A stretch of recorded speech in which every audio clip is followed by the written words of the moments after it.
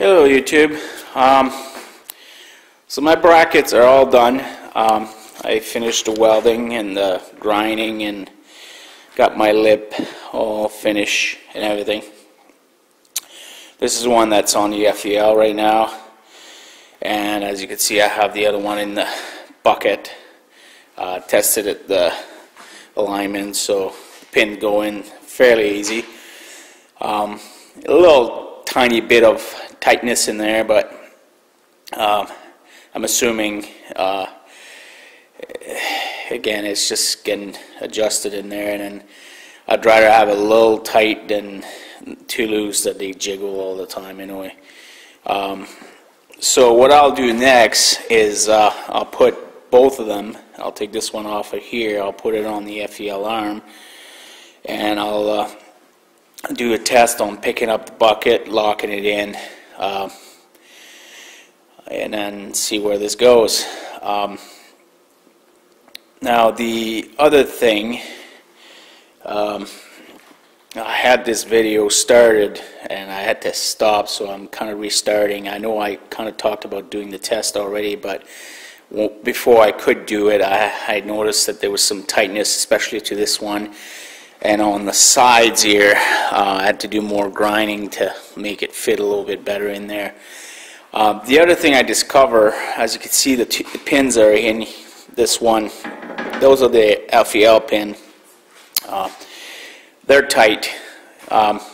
Both these bracket, the pin, as you can see on this one, couldn't get that pin right through, and this one is not quite right through. They're tight, and I discover, and I'm sure people that works with steel know this, doing all this welding, especially this here, as you saw in the step, I put steel, I weld it from inside, I welded from a lot from outside, and I regrinded it and welded it and did other things to that. But I did apply a lot of heat on this joint here. And because this is open, it's not a square tube anymore, it's a square tube that I end up cutting. The heat end up slightly opening this. This was pretty much, when I first put those knob on, about 3 inch, and it was fitting well. Those pin would go in and out very easy. So now it expanded a little bit. It creates some tightness because then now the knobs are not quite aligning anymore. So I think I'm going to have to throw some heat on the sides here, and because I've already tried it in my vise. What I did is I put one of the bracket into the vise, I tightened it up to see if I could bring those inside, and I brought it back to the 3 inch, and pins were going in and out like butter. So I think that's the next step. I'm gonna, because before I fit this to the bucket, and once I get the pin going in through nice, what I'll also do is I'll drill a hole. Like I tested this, I brought the arm in as far as it can go, like to the paint line, and you know the angle of this goes in, so I can actually put like a pin or something. So what I'm planning on to do, I bought these pin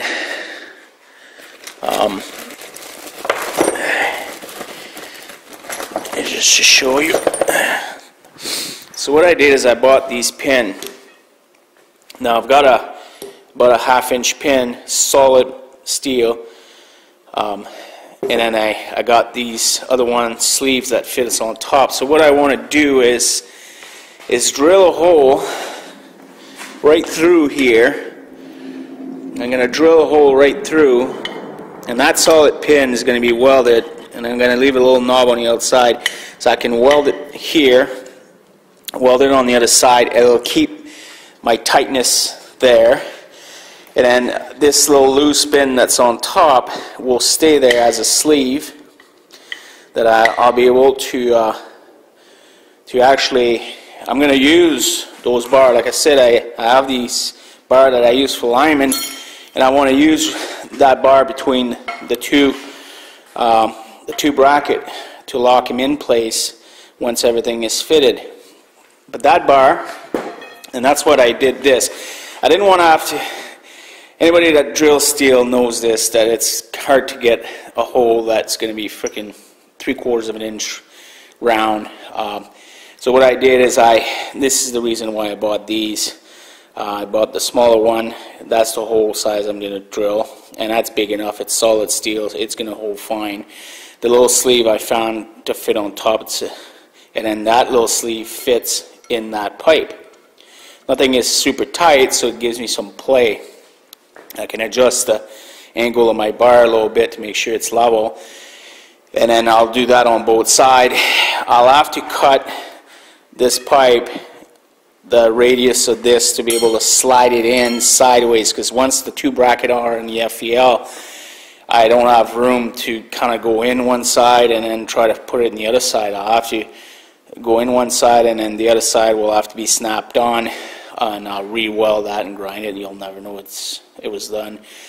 But that's the plan, and that's what these are for. It's to tighten up the, once I got it tightened up to 3, I'll heat it up, and I'll tighten up to 3, and I'll weld these right through.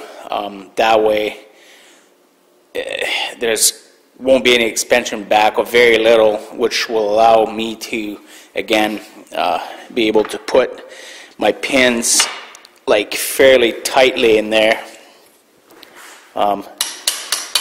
Like the bottom one, see, like, I mean, I didn't have to tap that much for it to come out. It's I can almost squeeze it by hand. See, I can pull it out right now. It's not too bad. It's just that, you know, I don't plan on taking this out too often, because now it's going to be my permanent bracket that's going to grab the bucket all the time in and out, and my other attachment. And that is why, again, I fabricated the second set of bracket to basically, these will be bolted or welded, same as the bucket, welded on a plate or something that's going to act as my secondary attachment for forks, and I'll try to think of other things I can use it for. But and as you can see, I'll show that quickly. Whoops. These one here, they go through fairly easy. Like, I can almost push it through. Like, it's still a little tight. But like I said, the alignment on these is a lot better than the alignment on the bigger one, because I haven't really welded anything on top like I did over here, and that's why the heat of welding all of that. And I did it all in one shot too. That was probably my problem. I should have tacked, maybe do a bit and let it cool, and do a bit and let it cool. I did it all in one shot. Like, I welded everything. I mean, it was glowing red at some point. So that's kind of my fault there. Again, I'm not a big steel fabricator, so I learn as I go. But for anybody that's attempting to do this, this is the one tip I can give you. Either vise it to clamp it to that distance to lock in once you got it to that stage. Before you do the upper part, maybe, I don't know, find some vise that you can clamp these and then hold them to that line. So as you weld, at least it won't expand to that any further. It'll stay, and you might not have the same problem I had. It's not a huge problem. I can deal with it. I know how to do it, but has to be done. So, excuse me, I've been fighting a cold. Okay, so this stage now, I'm gonna basically stop this video. I'm gonna treat it these, and I'm gonna pre-drill the holes like I mentioned that I'm going to put that little sleeve through. I'm going to do that on both. Oh, and this one, I should point out, the other video didn't show that. I cut the angle at the top, like over there, which is the same angle as the bucket here. So I cut those angle in there. Finish that off, and that's it for this video. I'm going to prep them a little bit more, and then I'll actually do another full test on picking it up and dropping it down and see how quick I can take the pin in and out. Oh, the other thing I should mention too, those pin, I don't know why Kubota or John Deere or any manufacturer that do these style of pin, I mean they're great, like you can grease them, they're made for that. But the problem with these pins is they fit, I'll go here, as you can see, they fit like almost dead square, like flush.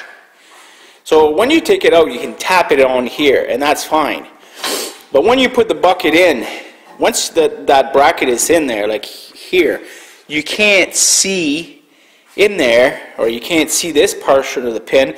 So in order to do your alignment to lock it in with the little nut here and bolt, the only way you can do that is almost like lining this up in a way that you're going to get it dead on, and then as you can see, you got to line it up to fit right to that hole so you can put that pin. And because it's flush, what's happening is you can't turn this in there. You can't physically turn it. I don't want to grab the little knobby of the grease gun thing to try to turn it with a pair of pliers. So I came up with a solution that I'm going to do that to those pins, because I don't want to have to fight them when I put them back in here. What I'm going to do is, you're free to comment if you think it's wrong, but I'm going to take my first idea was this. I was going to actually take a little bolt and actually tack weld it to the top of the pin like this, so that I can take a wrench and torque that in there if I needed to.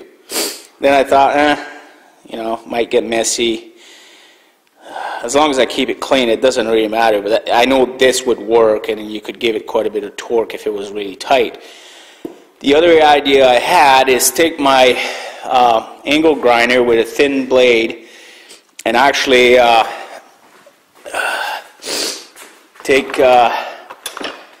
was going to take my angle grinder, and I was going to just literally push it on top here to make a groove so that I can actually fit a screwdriver right on top here. That way, if my pin is tight and I need to just give it that quarter turn or something to get that little bolt to fit in there, these are the little bolt and nuts that fit in there. I mean, it's tricky, like I said, to be able to align this right in your setup to put that bolt through.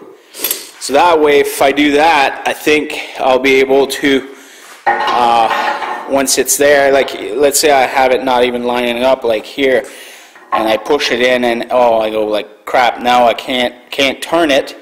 So at least if I have a groove or nut on top here, I can twist that from this side right up until I can get my pin in, and that should help that way. And I think that Kubota or John Deere, or like I said, any tractor manufacturer that, or any manufacturer that use these type of pin, they should have that for their customers to be able to service the machine, take things off, or whatever, to facilitate that. I mean, it wouldn't be a big thing to do. Even just that groove, like I said, that you can stick a screwdriver in there and then twist it a little bit to get it out of there, or back in. I mean, these pins that I'm putting on top here, they're going to stick through, and I'm putting another pin here. I'm not using the existing hole pin for that. This is totally different, but for the one that come with the bucket, this should have been done right from the factory, and I hope that if somebody is listening to this, that they'll pass on the idea to the proper channel, because it's not like I take the bucket on and off, but again, I'm sure there's people that do take their equipment out to either service or fix or whatever, and why should you have to fight to put it back on? It's a simple fix. So anyway, I'll stop on that, but it's something that should have been done. And I don't have a whole lot of experience with this type of thing. I'm learning as I go again. But these are things that I think right away when I see these things, like, why wouldn't they do that?